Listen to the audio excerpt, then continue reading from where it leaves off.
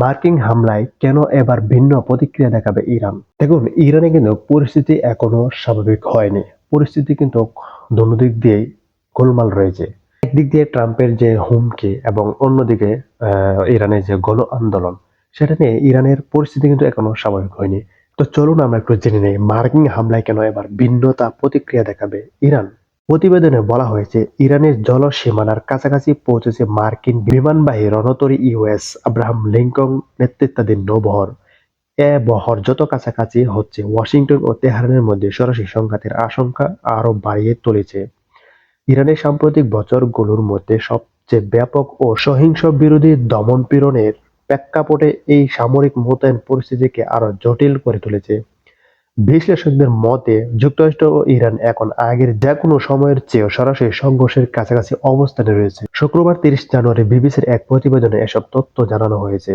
প্রতিবেদনে বলা হয়, ইরানি নেতৃত্বাধীন বর্তমানে দ্বিমুখী চাপে রয়েছে।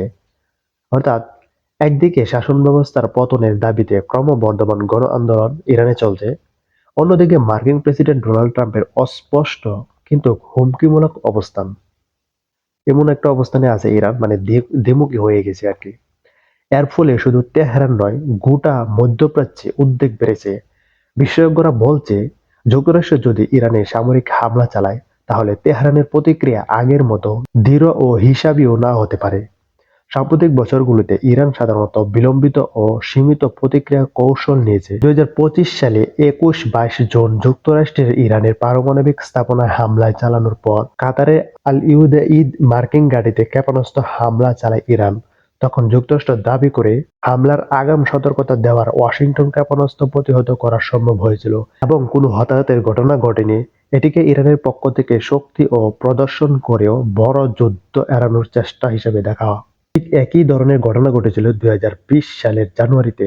এ সময়ে বাগদাদে কুদস ফুডস প্রধান কাসেম সুলেমানিকে হত্যার পর ইরান ইরাকে অবস্থিত মার্কিন ঘাঁটিতে ক্ষেপণাস্ত্র হামলা চালায়। সেখানেও আগাম সতর্কতা দেওয়া হয় এবং প্রাণহানি এড়ানো যায়। কিন্তু বর্তমান পরিস্থিতি একটু ভিন্ন। ১৯৭৯ সালের ইসলামী বিপ্লবের পর থেকে ইরান এখন অন্যতম গুরুতর অভ্যন্তরীণ সংকটের মধ্য দিয়ে যাচ্ছে। ডিসেম্বরের শেষে ও জানুয়ারির শুরুতে শুরু হওয়া সরকার বিরোধী বিক্ষোভ কঠোর দমন করা হয়েছে। মানবাধিকার সংস্থা ও দেশটির ভেতরে চিকিৎসা কর্মীদের তথ্য মতে কয়েক হাজার মানুষ নিহত হয়েছে। এছাড়া বহু মানুষ আহত বা আটক হয়েছেন।